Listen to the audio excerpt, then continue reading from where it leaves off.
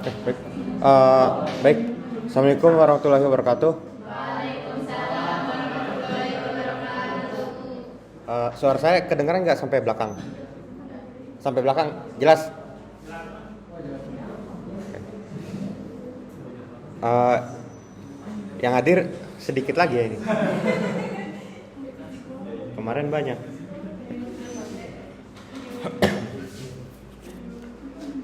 Oke, baik kita lanjut pada pembahasan di mata kuliah sistem operasi, yaitu pada pertemuan kali ini yang akan dibahas yaitu mengenai tentang manajemen memori. Itu manajemen memori dari si sistem operasinya. Mungkin kan kalau kalian kenal dari memori itu bisa jadi RAM, kemudian ada memori yang kecilnya lagi. Tapi sebenarnya itu di dalamnya ada lagi yang lebih kecilnya lagi, atau selain dari RAM itu kan. Kemudian dari konsep dasarnya juga di sini dibagi 4. Untuk yang memori itu yang pertama ada binding, kemudian yang dynamic, yang loading ya, yang loadingnya dinamis, kemudian dynamic linking. Ini yang ketiga ini bisa dibilang dinamis tapi saling keterkaitan kan. Kalau dari bahasa link ini kan dia ada yang keterkaitannya kan. Kemudian overlay. Kemudian poin kedua dari manajemen memori itu ada ruang alamat, logika, dan juga fisik. Jadi selain fisik, di memori itu dia terdapat beberapa ruang. Misal gambaran contoh besarnya ya, misal kalian temukan sebuah RAM ya di laptop, kalian buka atau dilihat di tempat penjualan. Nah itu nanti ada kayak yang kotak-kotak hitam. Nah itu bisa dibilang itu sebagai ruang, sebagai bagian-bagiannya itu. Misal di RAM DDR4 yang size-nya berapa ya, 4 atau 8 GB. Nah itu nanti ada ruangnya atau yang kotak hitamnya itu 4 atau 8. Itu biasanya pemecah antar bagiannya. Kemudian swapping. Nah swapping ini bisa jadi misalnya dari misalnya RAM-nya 6 atau memorinya ini yang tersedia 8 GB. Yang tersedia 8 GB, tapi yang udah terpakai itu misalnya 6 GB. Sisa 1. Nah, satu lagi bisa aja jadi swap atau memory swap ya. Itu biasanya idle atau jarang dipakai, tapi bisa dipakai di bagian untuk sistem yang lain. Kalau contohnya itu swap ya, di sini ada memory swapping.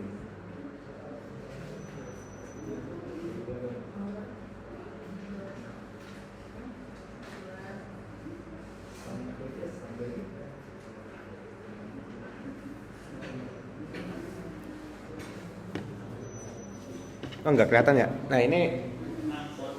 di sini kan kalau di perangkat saya memori fisiknya ya 8 GB. Kemudian yang digunakan ini itu 6,6. Nah di sini yang cache file ini yang bergerak ya, ini cache atau ada yang kepakai di situ 1 GB, 1,2. Jadi yang swap yang lagi digunakannya juga itu sebesar kurang dari 1 GB. Nah, jadi tetap terkalkulasi di sini ada pemecahan atau pembagiannya lagi. Gitu.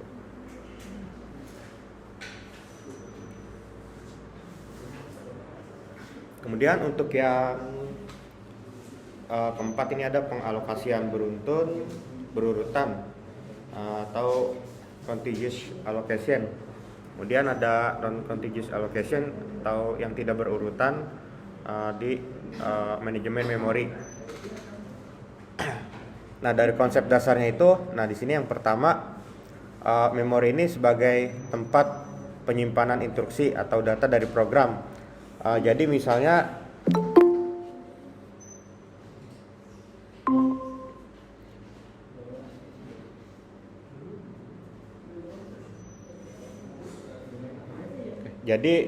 misalnya kita lagi jalanin suatu program atau mengeksekut sebuah program, misal kalkulator. Nah, kita buka program kalkulator, di memori itu nanti akan ngikutin instruksi dari kita. Misal kita gerakin mouse, kemudian kita klik klik yang kiri atau kanan kan ya, mouse yang kiri kanan. Nah, nanti itu akan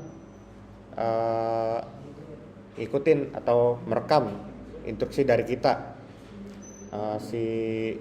memorinya itu. Nah, kemudian dari situ direkam, kemudian dijalankan, ada proses input, kemudian diproses, ada outputnya keluar dari menunya. Kemudian memori juga ini sebagai pusat kegiatan ya dari sebuah komputer, yang dari proses yang dijalankan di sini itu memori. Apa lah Pak? Nganter buat siapa?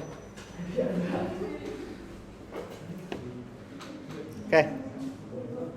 Nah, jadi di sini harus dari pusat-pusat kegiatan itu, setiap prosesnya ini harus melalui memori terlebih dahulu. Kemudian agar dapat dieksekusi, program yang harus dibawa atau dijalankan ya ke memori ini itu nantinya akan menjadi sebuah proses. Jadi misalnya kita mau jalanin atau buka aplikasi kalkulator, browser, atau juga bisa untuk Office Word ya. Nah, nantinya itu kan sebagai sebuah kegiatan. Nah, di dalam satu kegiatan itu nantinya kita ada di memori itu menyimpan beberapa proses kan gitu. Mulai dari buka atau klik menu start, atau bisa langsung dari desktop di double klik kan gitu, agar nantinya program itu dapat dieksekusi. Kemudian selanjutnya ini di manajemen memori juga, dari konsep dasarnya ada dipecah lagi ya. Ini untuk melacak pemakai memori siapa dan seberapa besar. Jadi kan biasanya ada user administrator atau user biasa, saya, atau misalnya user guest ya. Nah, itu kan bisa dibagi 3. Nah, jadi dari 3 user itu nanti siapa yang penggunaan memorinya itu misal dari 8 GB yang paling banyak siapa. Jadi enggak misalnya yang satu 8 GB, yang satu 6, yang satu 4. Jadi ditotalin berapa, enggak. Jadi dari keseluruhan itu dia dapat pembagiannya berapa kan itu. Kemudian dari pemilihan program yang akan dilihat juga di sini melalui memori. Setelah itu alokasi dan juga dealokasi memori fisik untuk program, atau juga proses yang dalam penggunaan space ya. Kemudian dari tugas sistem operasi ini itu mengatur peletakan dari banyaknya proses untuk suatu memori. Nah, di sini memori itu harus dapat digunakan dengan baik. Tujuannya agar kita dapat, atau kita pengguna sebagai pengguna ya, dapat memuat banyak proses atau kegiatan dalam satu waktu, seperti multitasking atau ya multitasking sih biasanya kayak gitu.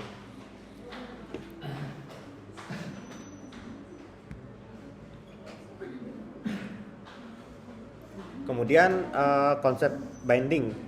Nah, di sini dari konsep binding juga sebelum eksekusi ya, program ini berada di dalam sebuah disk atau kalau misalnya kalau disknya kan biasanya kalau di komputer, kalau hard disk itu sebuah piringan ya, piringan hard disk atau yang besar. Kemudian saat dieksekusi juga perlu adanya sebuah lokasi atau di sini disebutnya dalam memori fisik. Jadi nantinya di konsep binding ini sebelum program dieksekusi, jadi program ini sudah ada di dalam disk, nantinya itu bisa dilalui atau dieksekusi melalui sebuah memori. Nah, bedanya sama address binding ini itu dia sebagai instruksi atau data yang berada di disk sebagai file executable yang dipetakan ke dalam alamat memori.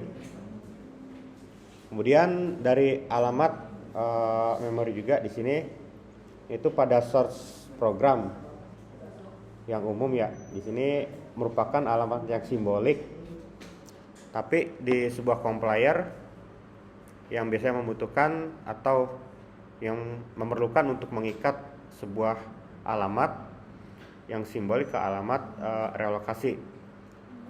Jadi konsep binding ini lebih ke untuk pengeksekusian program yang ditujukan pada alamat memori.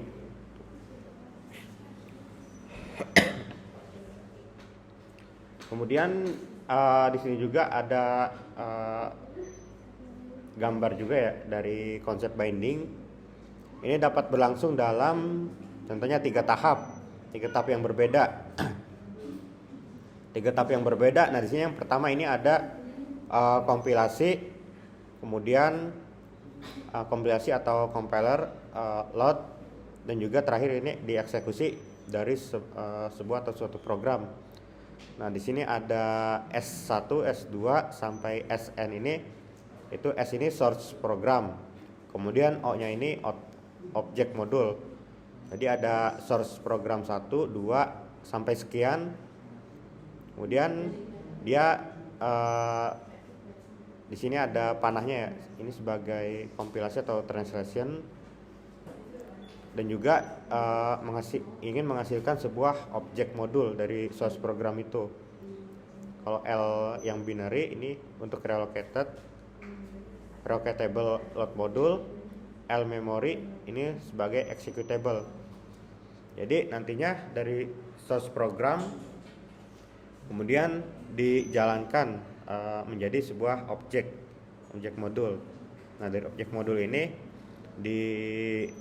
dilinkkan atau juga nanti dikompilasi atau di translator dari sistem operasinya menjadi L binary ini untuk sebagai relocatable. Jadi dari banyaknya ini dijadikan satu, kemudian di load, diproses menjadi L memory, jadi bisa dieksekut.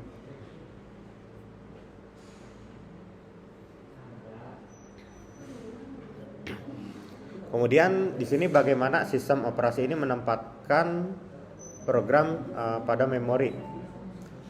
Nah, di sini kompilasi ini dan juga linking menerjemahkan bagaimana semua simbol data berdasarkan alamat acuan absolut.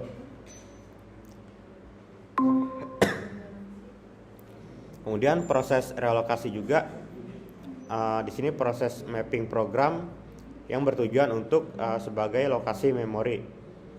Nah, di sini proses relokasi juga dibagi 3 ya. Dibagi 3 kondisi. Jika program berada di dalam memori, maka semua alamat logik dalam program ini harus dikonversi ke alamat fisik. Kemudian untuk statisnya, relokasi alamat juga dilakukan sebelum program dijalankan. Kalau yang dinamisnya berarti relokasi alamat dilakukan pada saat referensi setiap instruksi atau data.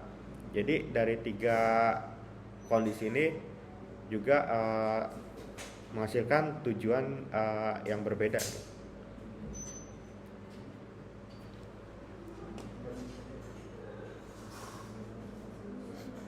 Kemudian dynamic loading.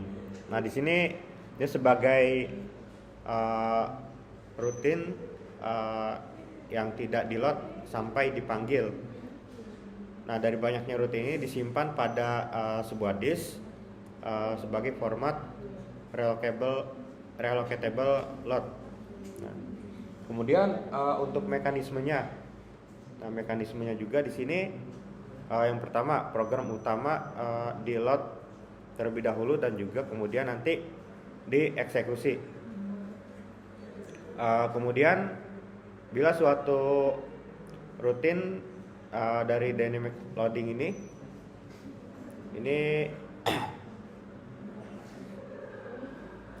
perlu dipanggil terlebih dahulu nanti jika apabila nanti diperiksa sebagai rutin yang dipanggil ini sudah di load. Kemudian di sini apabila tidak di load dia menjadi relocatable link-in loader yang dipanggil untuk mereload rutin yang diminta ke dalam sebuah memori dan juga mengupdate ke dalam tabel alamat dari program yang mencerminkan dari perubahan yang tadi sudah terjadi.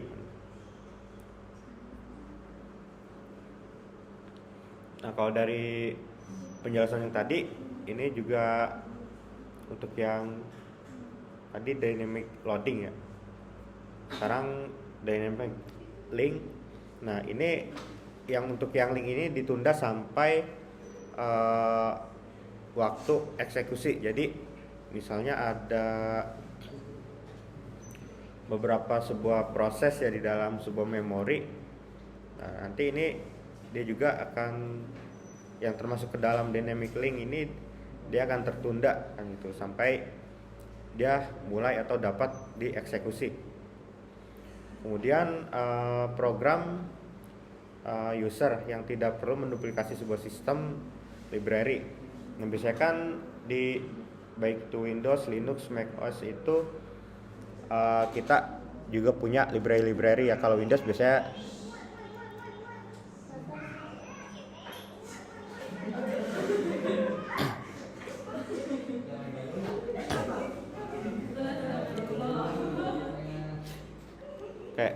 kalau Windows biasanya kan library-nya itu .dll ya. Biasanya kan .dll. Nah, ini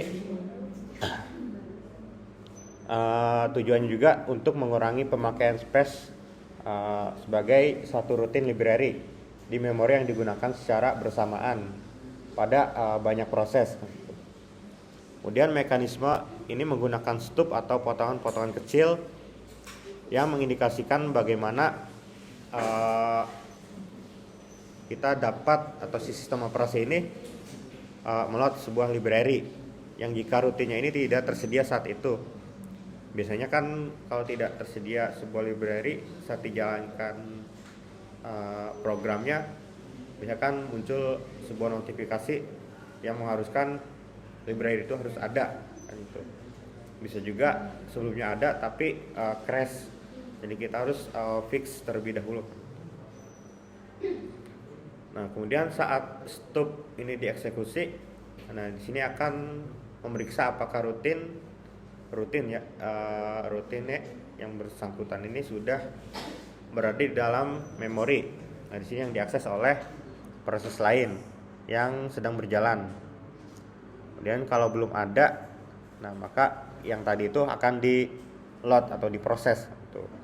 Ya kalau ada nanti diakses oleh proses lain yang di dalam memori. Kalau nggak ada itu nantinya akan di load. Kemudian stub juga menempatkan diri pada alamat rutin dan juga mengeksekusi rutin tersebut. Kemudian di sini dynamic link ini juga dia membutuhkan dukungan dari OS seperti ini contohnya. Apabila proses di dalam memori utama ini saling diproteksi atau saling dilindungi ya, dijaga, maka sistem operasi ini melakukan pengecekan apakah rutin yang diminta berada di luar alamat atau tidak. Nah, gitu.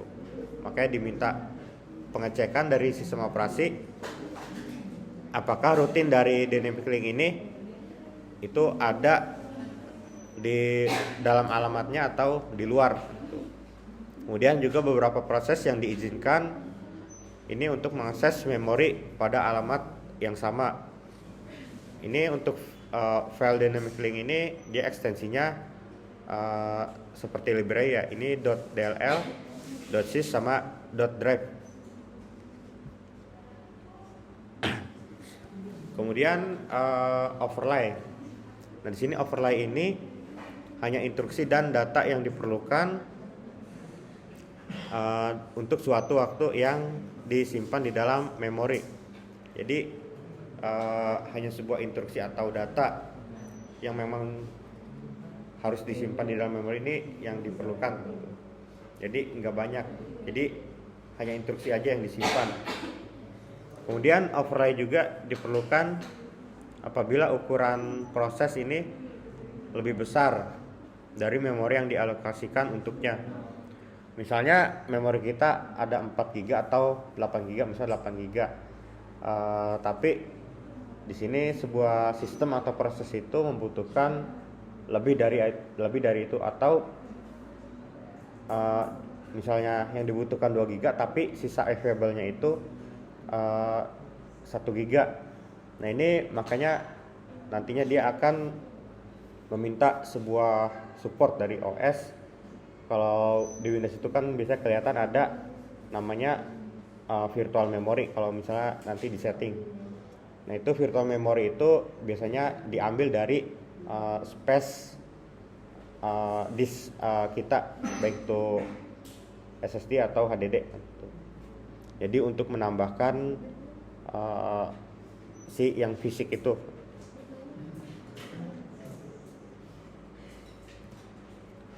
Kemudian ruang alamat logic dan fisik ya.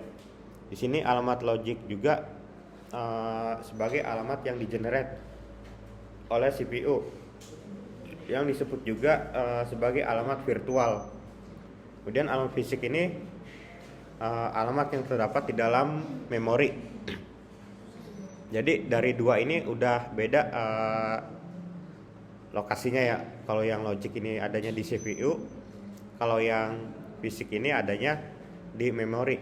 Tapi di CPU itu biasanya juga ada memori kecilnya lagi.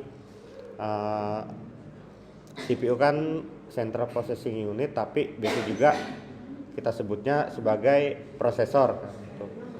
Misalnya di dalam prosesor itu juga dia tetap menyimpan sebuah memori kecil yang nantinya akan berjalan digunakan sebagai penempatan atau ruang untuk menyimpan instruksi-instruksi yang ada. Dan juga di sini adanya perlu translator dari alamat logic ke fisik. Jadi misalnya nggak ada penerjemah dari fisik ke logic, nah itu dia akan bagaimana kan nantinya. Makanya di sini perlu adanya dari sebuah sistem operasinya, perlu adanya sebuah translator kan, penerjemah antar alamat baik dari logic ke fisik. Kemudian memory management unit. Nah di sini sebagai perangkat keras yang memetakan alamat logic ke alamat fisik, jadi sebagai penyalurnya.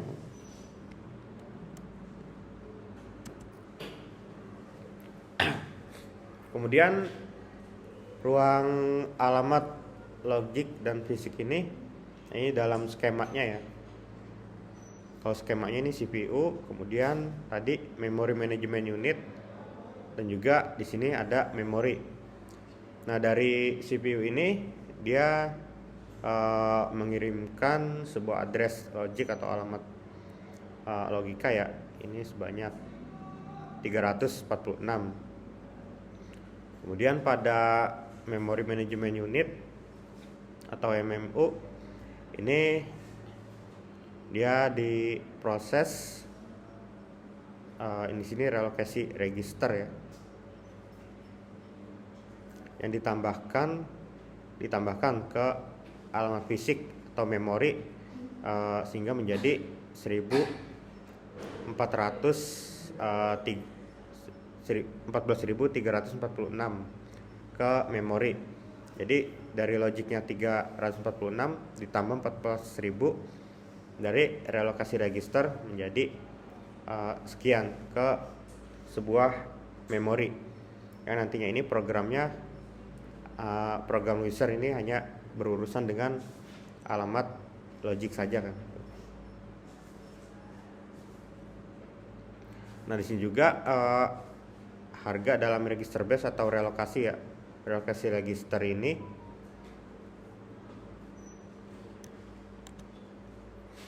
relokasi register. Nah ini ditambahkan ke setiap alamat proses user ketika ada yang di-run di dalam memori.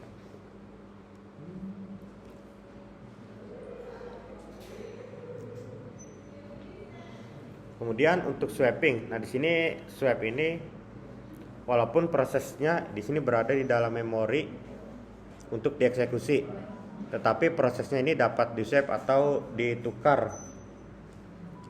sementara ke dalam memori backing store dan kemudian membawanya kembali ke memori untuk eksekusi lanjutan. Jadi seperti pertukaran memorinya, proses dalam memori ya. Kalau tadi kan yang punya saya ini ada swapnya itu yang digunakan sebesar kurang lebih 800 mega. Nah itu nantinya di dalamnya itu dia ada pertukaran proses, adanya pertukaran proses baik dari yang besar karena membutuhkan memori lebih banyak. Nah itu nantinya ditukar dengan misalnya yang kecil. Jadi si swapping ini dia saling bertukar-tukar proses ya, saling bertukar proses antara dari yang memori ke backing store agar nantinya dapat dieksekusi.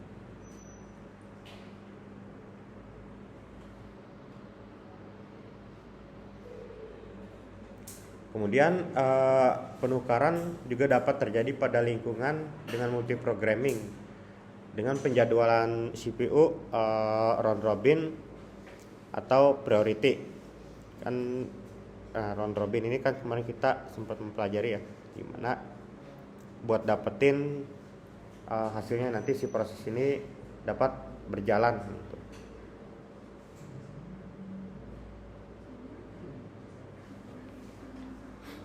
Oke, selanjutnya untuk yang swapping ini skemanya ya. Nah kurang lebih ini operating system, kemudian user space ya. Di sini main memory atau memori utama. Jadi si OS sama user space ini sebagai main memory utamanya. Kemudian dari user space ini di swap out keluar ke proses 1 ke dalam backing store. Nah kemudian si P2 nya ini proses 2 masuk menggantikan yang proses 1 tadi. Nah jadi si swap ini kurang lebih gambarnya kayak gini. Jadi ada proses yang keluar, ada yang masuk, tapi si P1 ini juga belum dijalankan gitu. Jadi dia disimpan terlebih dahulu. Walaupun udah dijalankan tapi belum sepenuhnya, bisa aja sebagian atau perlahan-lahan kan gitu. Bisa aja dari si programnya itu dia butuh source yang besar, nah makanya dia nggak bisa sekaligus, jadi harus ada swap. Bisa aja kita buka aplikasi yang gede kemudian buka satu lagi yang kecil, itu biar bisa jalan barengan gimana. Nah di sini si swapping ini juga berperan gitu.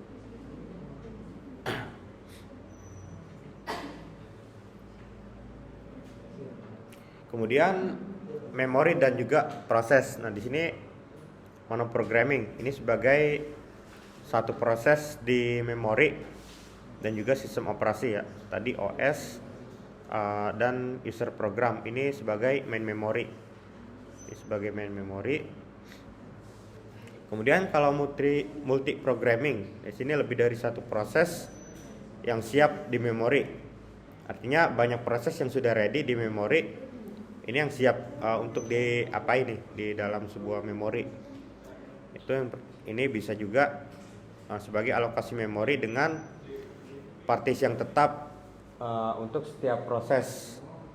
Bisa juga sebagai alokasi memori dengan partisi yang beragam atau variatif sesuai dengan besarnya proses, dan juga ini sebagai alokasi memori yang dibantu dengan swap area ya.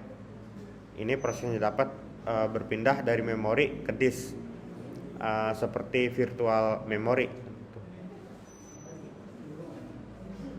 Jadi untuk yang poin 3 ini dia seperti perpindahan proses dari memori ke disk, dan juga bisa aja dari disk ke memori.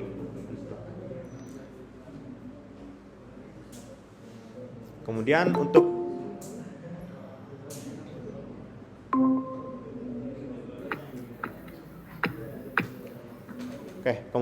pengalokasian memori. Nah, di sini salah satu tanggung jawab sistem operasi ya. Di sini dia sebagai pengontrol akses ke sumber daya sistem. Di sini salah satunya ini memori ya. Dia sebagai pengontrol sumber daya. Kemudian di sini juga sebagai pengalokasian memori ini dibagi menjadi dua jenis. Itu tadi ada contiguous allocation dan juga non-contiguous allocation atau alokasi yang berurutan dan juga yang tidak berurutan.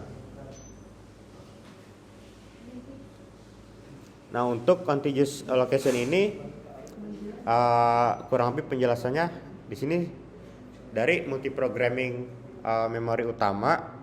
Di sini harus ya mengalokasikan tempat untuk sistem operasi dan juga beberapa user proses. Kemudian memori ini harus mengakomodasi baik untuk sebuah sistem operasi atau proses yang dilakukan oleh user. Kemudian juga dibagi dengan menjadi dua partisi. Ini yang pertama ini untuk operating system yang resident dan juga untuk proses user. Jadi sama dengan yang poin kedua tadi. Nah, dengan dua tipe ini juga yang alokasi yang berurutan di sini juga dibagi dua dengan single partisi atau partisi tunggal dan juga multi partisi atau yang banyak partisinya. Nah, untuk single partisi ini dalam skemanya diasumsikan atau dijelaskan sebagai sistem operasi yang ditempatkan di dalam memori yang rendah dan proses usernya ini dieksekusi di dalam memori yang tinggi.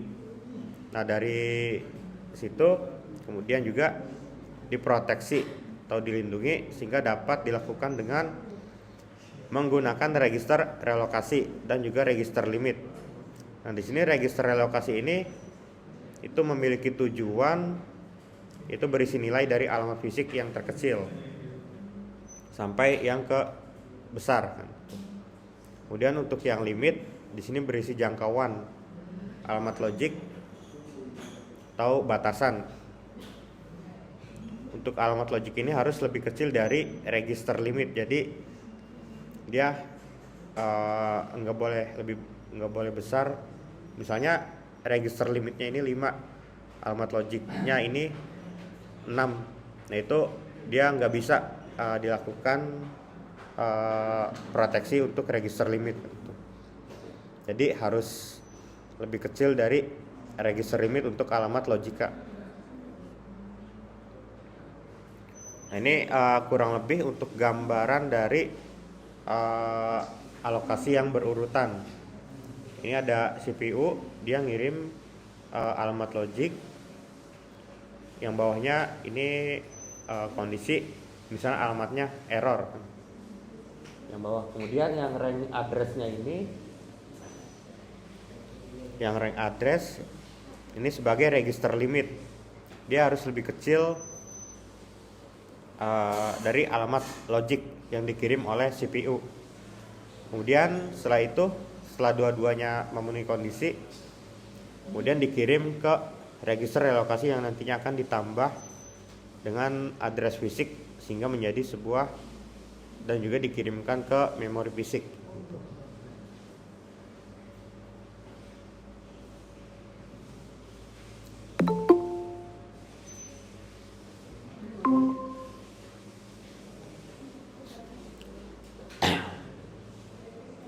Kemudian untuk yang multi partisi atau partisi yang lebih banyak, di sini adanya ruang kosong, yaitu dia memiliki tujuan untuk sebagai blok memori yang tersedia. Ini sebagai ruang kosong dengan berbagai ukuran yang tersebar pada memori. Kemudian prosesnya juga ini akan dialokasikan pada memori yang ruang kosong yang cukup besar untuk ditempatkan. Jadi nantinya ada sebuah proses yang dipindahkan. Kemudian OS juga akan mengelola informasi. Di sini diantaranya ada partisi yang dialokasikan dan juga yang masih kosong atau bebas. Ini kurang lebih contohnya.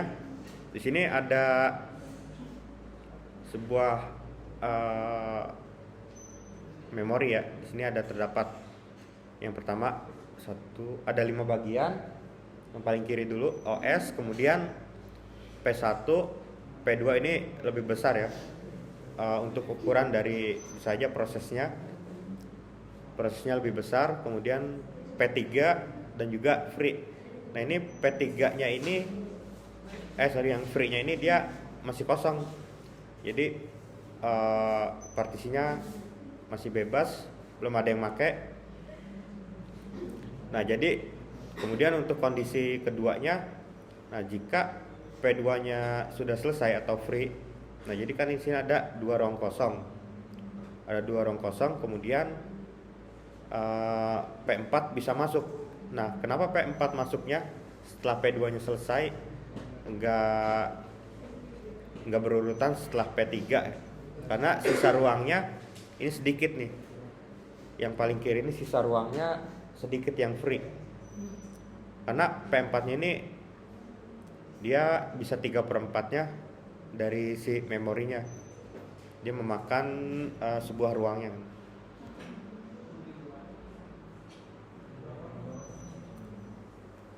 Nah kemudian jadi ada 2 free yang sedikit. Jadi yang tadi sisanya P2-nya free, kemudian dimasuki sama P4, tapi masih ada sisa free-nya sedikit. Kemudian P3, kemudian free lagi bebas, jadi ada 2. Nah nantinya di sini akan ada seberapa kan. Nah kemudian P1-nya selesai, P1 juga kosong. Kemudian ada P4 yang diisi, ada free, P3 dan juga free. Nah setelah itu, setelah P1 selesai, P5-nya masuk. Tapi P5 juga prosesnya lebih kecil dari P1 sehingga menghasilkan ada sisa alokasi memori ini yang masih ada sisa sedikit. Jadi misalnya jadi ada beberapa proses, atau ada 2 proses, yang satu besar satu kecil. Misalnya yang besarnya sudah selesai masuk, kemudian yang lebih kecilnya lagi atau setengahnya itu ada sisa kan setengahnya dari yang besar tadi. Kemudian yang P2-nya tadi yang sedikitnya itu selesai, masuk lagi setengahnya dari yang tadi yang selesai kedua. Nah itu akan dapat sisa lagi ruang. Jadi ada 2 ruang bebas yang terpisah gitu dari sisa memori yang dijalankan.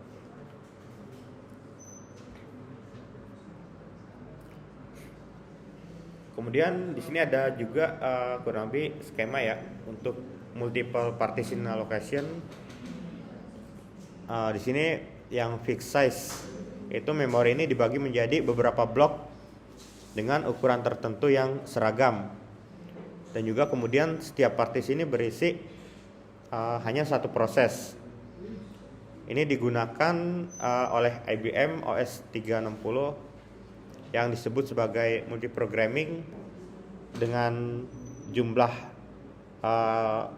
pekerjaan yang sudah tetap ya, atau fixed number of tasks.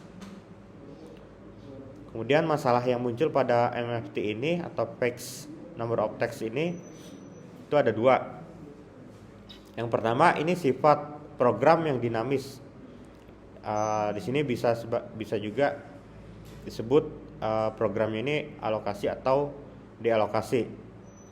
Kalau statis kan dia hanya salah satu, entah itu alokasi atau dialokasi. Kalau dinamis ini dia masalahnya di keduanya kan. Kemudian memori ini juga teralokasi bisa aja lebih besar dari memori yang diminta, sehingga mengakibatkan fragmen internal. Kemudian untuk yang keduanya, partisi variable size, di sini pembagian memori ini sesuai dengan request dari proses-proses yang sudah ada.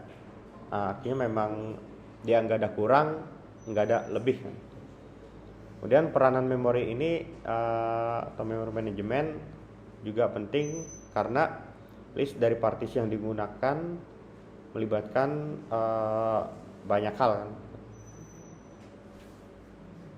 Kemudian masalah MFT ini dia ada beberapa ya. Di sini terjadi fragmentasi eksternal. Kalau yang tadi sebelumnya itu internal. Kemudian juga dibagi 3. Di sini ruang memori yang free ini yang bebas ya, tapi tidak contiguous atau tidak berurutan. Kemudian hole atau lubang-lubang di dalam memori ini juga ada di antara proses. Jadi misalnya ada P1, 2, 3, tapi di situ ada ruang-ruang kosong. Itu kan bisa disebut sebagai hole ya di antara proses. Kemudian juga tidak dapat digunakan sebagai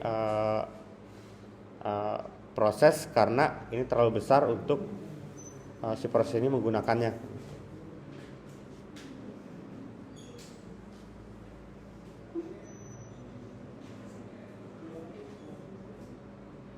Kemudian untuk multiple partition, nah di sini tadi MFT OS, di sini akan menyimpan tabel yang berisi bagian memori yang tersedia dan yang digunakan. Kemudian pada mulanya juga sebuah memori ini tersedia untuk proses user sebagai satu blok besar atau large roll, dan juga misalnya di sini ada proses yang datang dan memerlukan memori. Nah, nanti dicarikan sebuah hal yang cukup untuk proses itu dapat dijalankan. Dan apabila nanti ditemukan dari hal itu, nanti memory manager di sini akan mengalokasikan sejumlah memori yang dibutuhkan dan menyimpan sisanya untuk permintaan berikutnya jika ada sisa.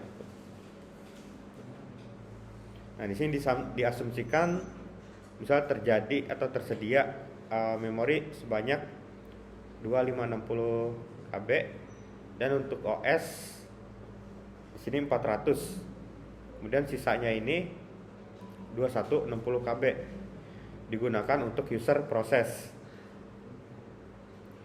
Jadi kepake semua kan.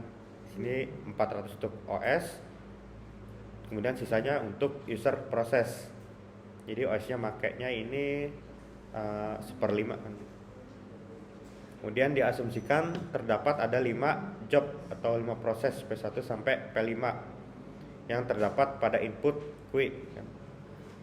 Nah, di sini diasumsikan dengan penjadwalan FCFS yang digunakan untuk load job atau proses ke dalam memori.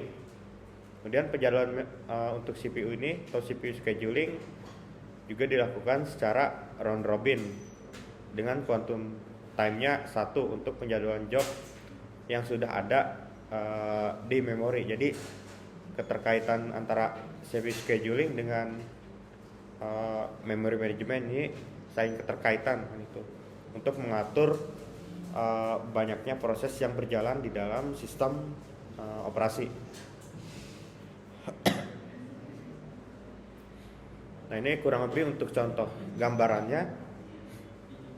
Ini operating system, kemudian sisanya yang dipakai sama user sebanyak 2160 kilobyte. 400-nya dipakai sama OS dari total keseluruhan 2560.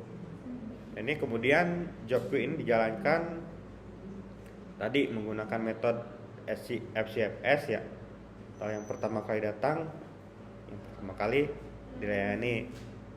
Jadi yang mana dulu? si P1 dulu kan, P1 dulu, kemudian yang mana? P2 apa? P3. Ini kan time dia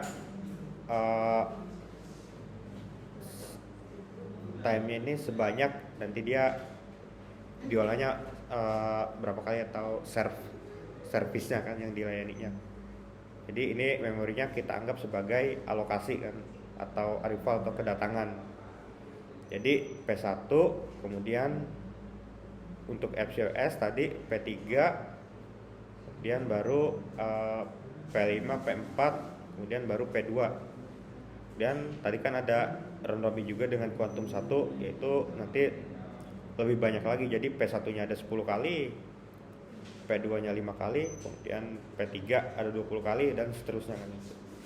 Tinggal nanti si proses sistem operasi itu mengaturnya bagaimana.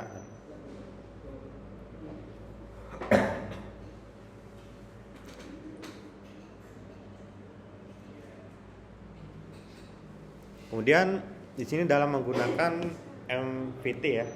Jadi terdapat beberapa kali hole atau lubang untuk ukuran yang berbeda atau free space memory. Nah, di sini apabila prosesnya datang dan memerlukan memori, maka dicari dari hole yang cukup untuk sebuah proses. Kemudian dynamic storage allocation ini dapat dilibatkan untuk memenuhi permintaan ukuran N dari hole yang bebas. Ini ada first fit atau alokasi hole yang pertama yang memenuhi permintaan, atau juga dari best fit. Ini alokasi yang terkecil tapi sudah memenuhi permintaan. Ada worst fit juga, alokasi yang besar. Nah, di sini dia memerlukan pencarian keseluruhan hole. Jadi dia ngecek, misalnya ada 5 hole, dia ngecek dulu sampai dia bisa terpenuhi. Nah, di antara logik atau algoritma yang di atas tadi, first fit dan best fit ini lebih baik dibandingkan worst fit. Ini karena waktunya cepat kan, menurunkan waktu dan penggunaan penyimpanan. Jadi efisien gitu. Dan juga first fit ini pasti lebih cepat dibandingkan yang best fit tadi. Ya, walaupun dia lebih kecil, tapi secara logik atau algoritmanya first fit ini pasti lebih dulu.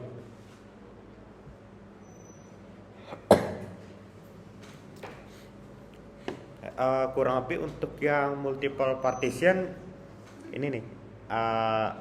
Di sini blok terakhir yang dialokasikan ya. Di sini ada 8, 22, kilobyte 16, 22, 14 sama 48. Itu blok terakhir yang dialokasikan. Nah, di sini misalnya algoritma di atas ini first fit dan best fit ini lebih baik dibanding worst fit ya. Misalnya yang 16, dia ada sebuah yang 16K ini, dia membutuhkan sebuah ruang.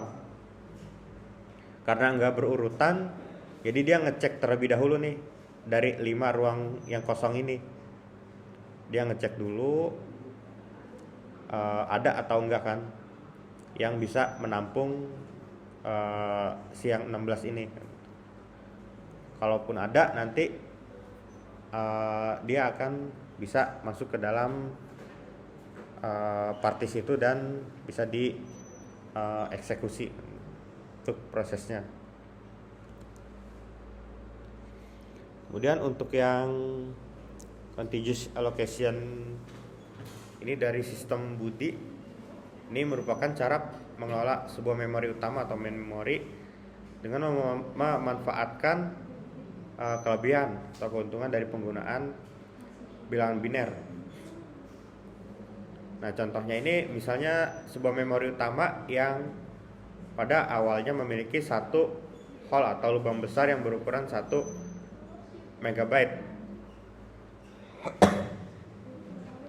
Yang apabila suatu proses A ini berukuran 90 kilobyte, memasuki memori, maka permintaan tersebut dialokasikan ke lokasi yang terdekat, yaitu di sini 128 KB.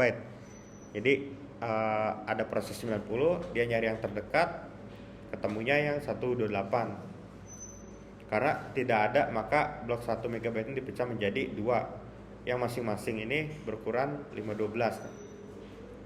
Jadi dari 1 MB itu nanti akan dipecah lagi menjadi beberapa bagian. Kemudian fragmentasi eksternal sama internal yang tadi.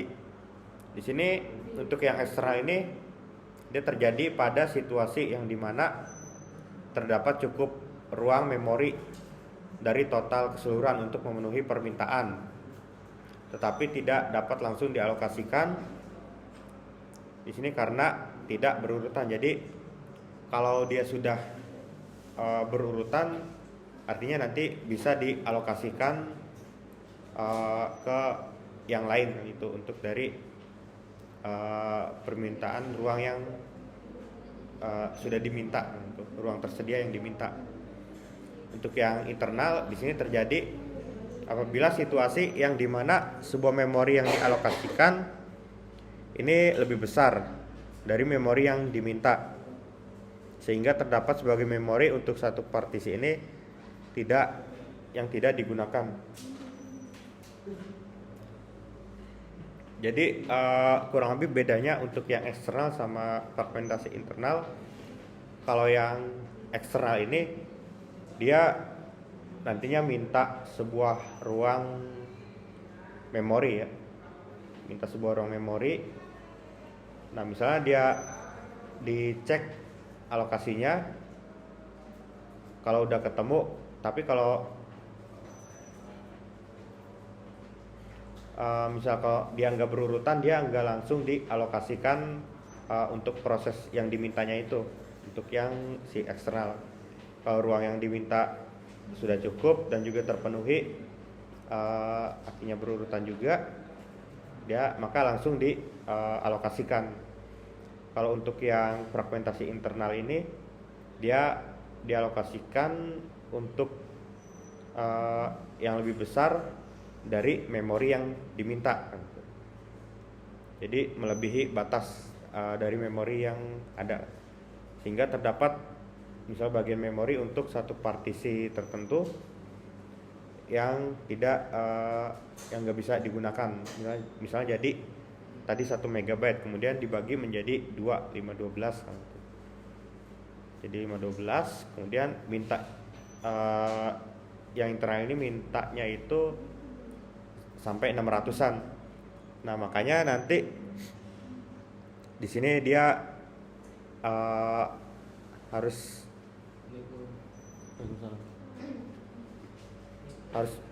ngecek terlebih dahulu ke dalam sistemnya kan. Kemudian dari hal-hal kecil di antara blok memori yang digunakan ini dapat diatasi menggunakan memory compaction, yaitu sebuah gabungan dari operasi yaitu semua baik hal kecil atau lubang ya. Di sini menjadi satu lubang besar dengan memindahkan semua proses agar proses ini saling berdekatan. Artinya nanti ada beberapa sisa hole atau lubang free memory, misalnya ada 5, ada yang kecil-kecil, kemudian digabungkan dengan memory compaction ini.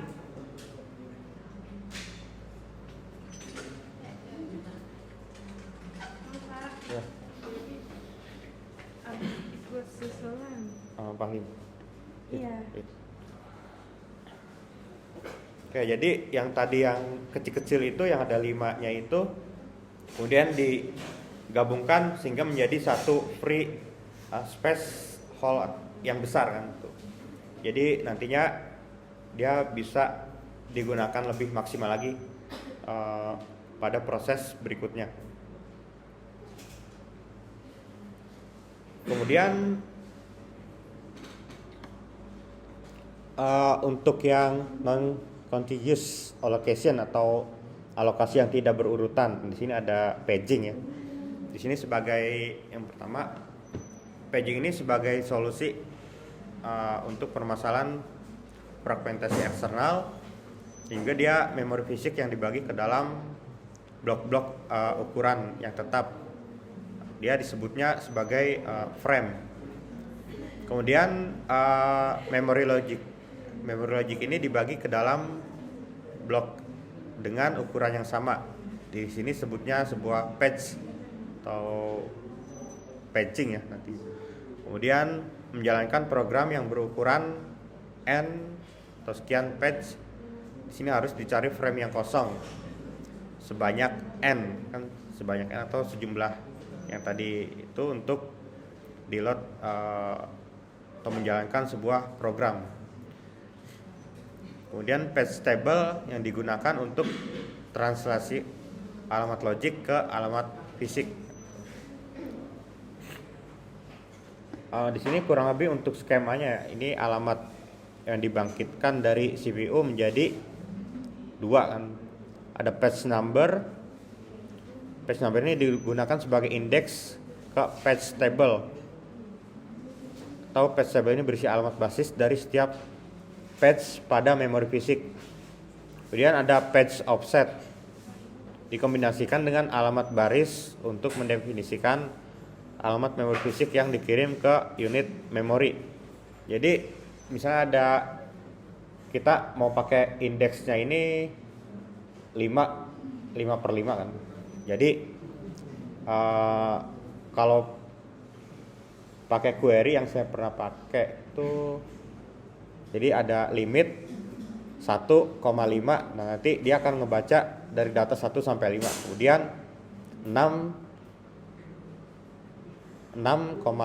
Nah, nanti data ke-6 sampai 10 itu akan tampil pada patch berikutnya. Kemudian indeks ke-10,5 dan seterusnya. Itu kalau pakai mungkin konsep indeks sama offset.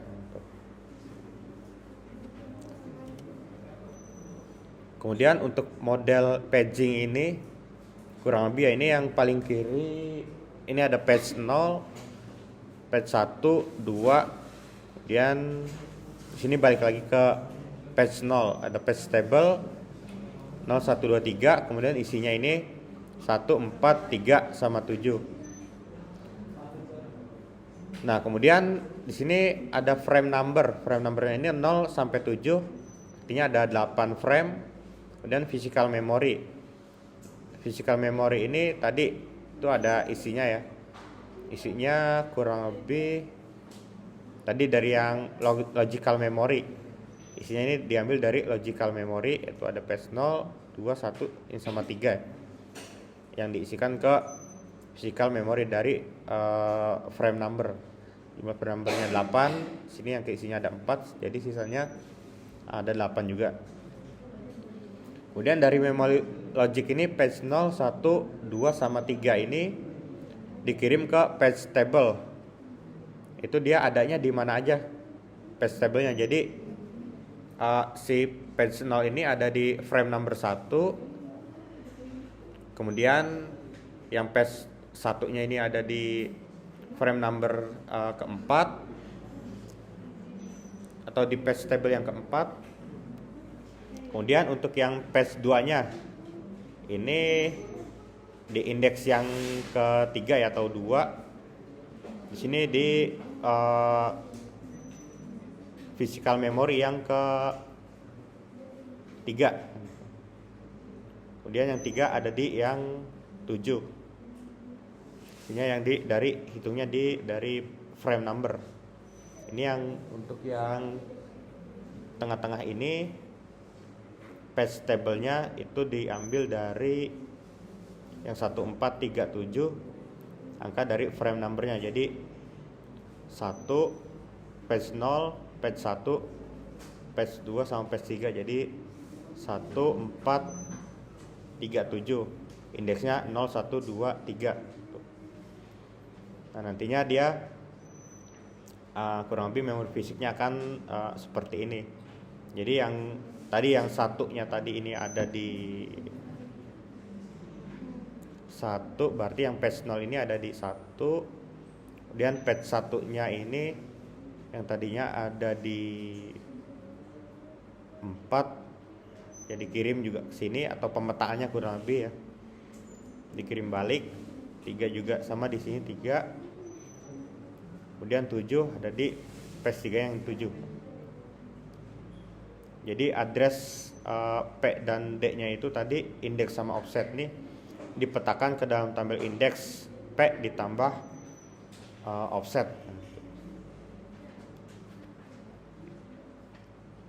Nah di sini sehingga ukuran patch ini di sini merupakan bilangan 2 pangkat K yang mulai 512 sampai 8192 tergantung dari arsitektur komputer. Kemudian untuk segmentasinya dari alokasi yang tidak berurutan ini itu diantaranya ada segmentasi dengan skema pengaturan memori yang mendukung user untuk melihat memori tersebut. Kemudian tiap-tiap segmen juga memiliki nama dan panjang, dan juga pandangan user ini mengenai memori. Dan juga di sini ada dukungan hardware dari segmentasinya, itu pemetaan ke alamat fisik yang dilakukan dengan menggunakan tabel segmen masing-masing berisi base dan limit.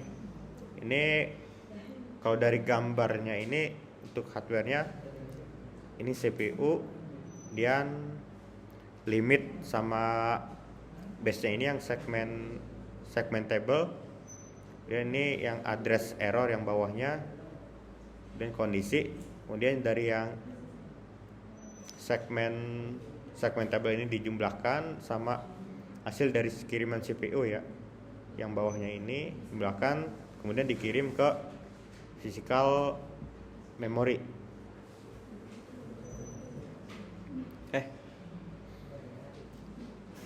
Ada yang mau ditanyakan? Ini yang masuk tinggal setengah lagi ya? Yang lain pada kemana?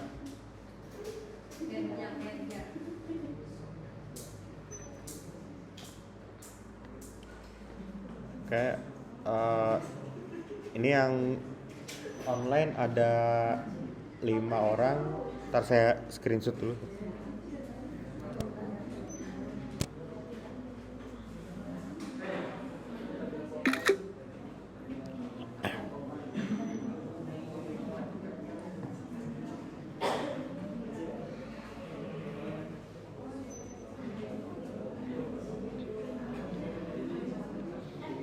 Oke, ada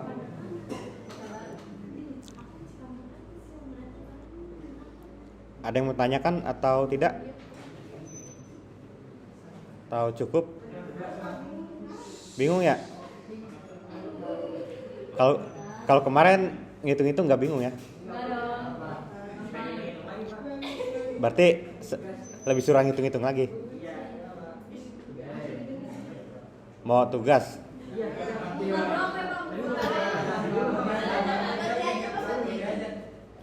Nggak, kalau tugas ya kalau mau kayak kemarin lagi hitung-hitungan, nanti mau yang lebih banyak lagi. Oh ya, pada punya laptop semua kan ya? Oh ya, paling nanti tugasnya tapi nggak dikumpulin, tapi kalian nanti install, download ini apa, VirtualBox atau VMware.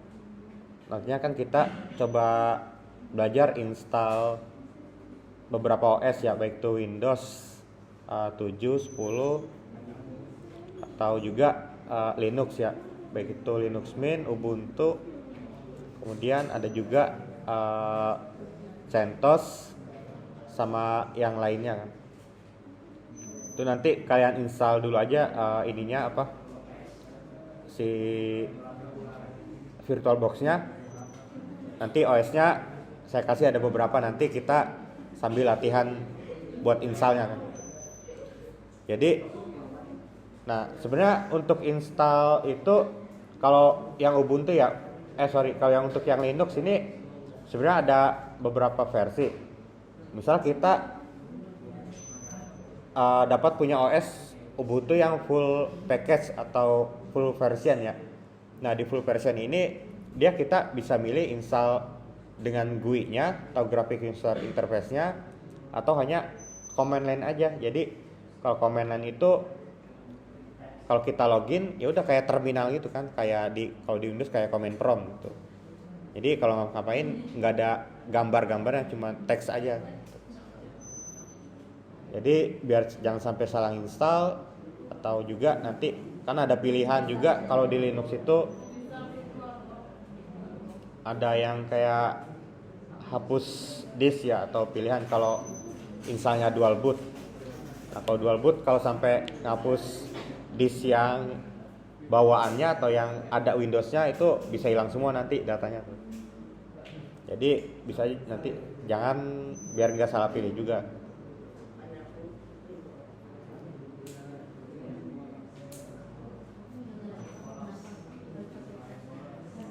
Oke, kalau itu kan tugasnya download sama install VirtualBox itu gampang sih, cuma tinggal download install aja. Tapi kalau mau sekalian nyoba gimana installnya, nggak apa-apa, coba dulu silakan.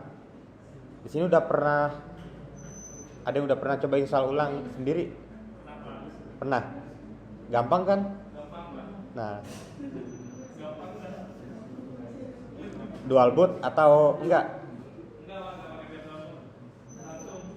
Langsung ya?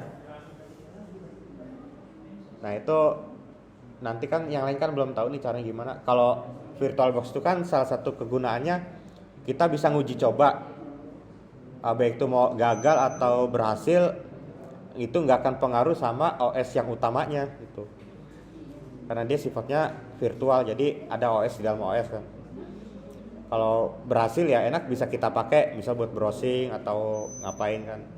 Tapi kalau memorinya cukup kan, itu nanti ada pembagian memori dari hard disk kita, space-nya sama memori RAM kita ke virtual OS-nya itu berapa kan gitu. Bagi partisinya nanti kan di situ ada setting-settingnya nanti. Ada settingnya, misal laptop kamu RAM-nya 8 tapi ada available-nya sedikit. Misal kalau untuk install OS Linux paling minimal 512 juga udah cukup, tapi minimal 1 GB aja udah cukup kalau untuk yang Linux. Kalau Windows agak berat, biasanya butuh 2 atau 2-4 kan itu. Jadi gimana caranya biar nggak berat, ya tinggal diatur aja kan nanti di settingnya kan gitu, sama free space disknya berapa. Jadi ketika misalnya ada di disk C yang OS-nya kamu Windows-nya ini ada sisa 50 GB, kemudian install virtual OS-nya itu Windows dengan pengaturannya itu 25 GB. Ketika dijalankan, otomatis yang dari 50 free itu akan berkurang 25. Tapi ketika udah di off kan lagi, itu akan balik lagi. Jadi dia akan pakai dynamic alokasi nanti itu pakai dynamic alokasi pengaturannya. Jadi kalau dipakai dia akan ada reaksinya, kalau nggak dipakai ya dia akan normal lagi.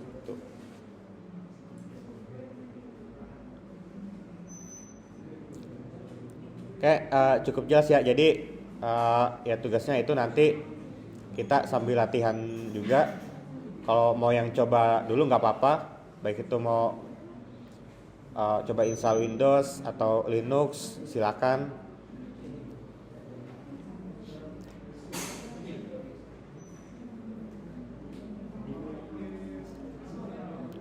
Oke, yang di Google Meet ada yang menanyakan atau cukup jelas?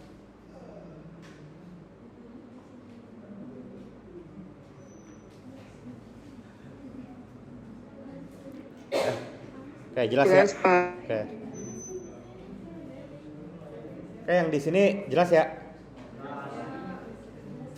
Oke, perkuliahan hari ini saya tutup. Terima kasih untuk semuanya. Wassalamualaikum warahmatullahi wabarakatuh.